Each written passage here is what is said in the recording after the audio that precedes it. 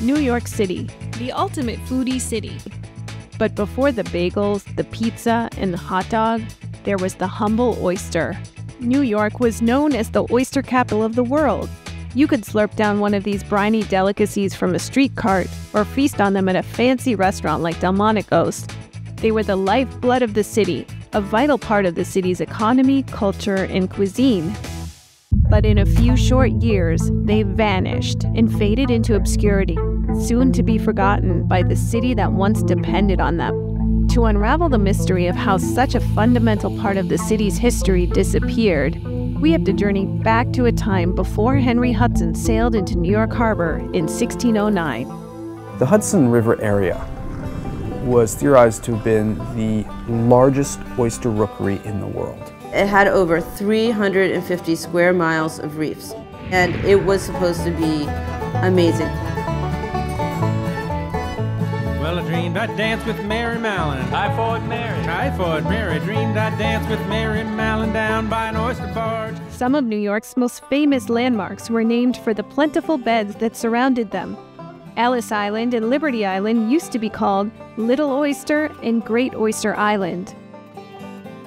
Left alone to grow, the oysters looked a lot different than they do today. We're used to oysters that are harvested at about 2.5, 3 years. This oyster was allowed to grow for 7 years. There were so many oysteries or oyster restaurants and so much importing and exporting of oyster goods out of here that it created an economy that we haven't seen since. New York exists because of the oyster. It was the economic engine that moved the city on. This was the thing that made it so that people could live here and get food easily, but it also made it so that they could ship it around the world and make money from it. Well, we danced for a while and we'd eat a dozen. Eat a dozen? Eat a dozen. She said oysters were for loving down by an oyster barge. And before too long I was feeling queasy. Feeling queasy, Mary said. She had to leave me down by an oyster barge. As transportation improved, New York oysters traveled on steamboats and trains across the country. They were even exported to Europe. The New York oyster, Crassostrea virginica, was unique in taste, but not in biology. A curious thing about oysters is that, like wine grapes, they're all about where you grow them. The entire eastern seaboard is biologically the same oysters from Newfoundland to Louisiana, but you get all these different tastes and shapes and sizes because they grow under different conditions. Above water, the tremendous amounts of discarded oyster shells started to pile up. New Yorkers had a plan for them too. Rich in calcium carbonate or limestone, oyster shells were burned and used for mortar in building. Almost every building that was built in New York City when there were still oysters here has mortar made from ground up oyster shells. Evidence of the oyster's abundance is still being found. In 1985, archaeologists discovered an oyster midden or heap of used shells on Liberty Island. 3 years later, a repairman stumbled across an oyster midden beneath the Metro-North Railway, and in 2010, these oyster shells were found at the World Trade Center site, excavated with an 18th century ship.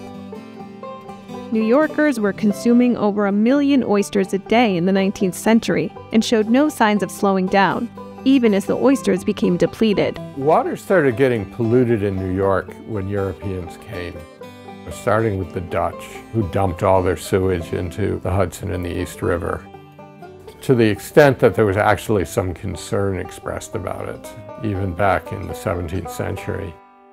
It was pretty dirty. New York City itself, as it grew, began to have to do something with its sewage. And much of what it did with the sewage was untreated, raw sewage dumped right into the rivers. Look at the water, brother. Look at the water, brother. We should have realized that something was wrong. There were frequent outbreaks of cholera and typhoid in New York City. Mid-19th century, there was an epidemic that killed a number of notable people. And this really threw people. People started saying, well, it's caused by the oysters. And it was called the oyster panic.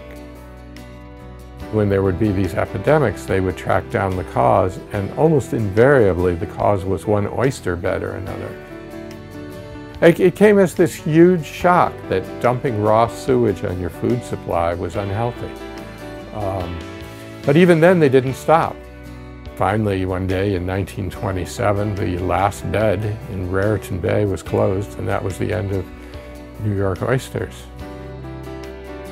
Tell the oyster man, no. We gotta tell him that our jobs are all done, and we're gonna have to shut it all down, boys. We're gonna have to shut it all down.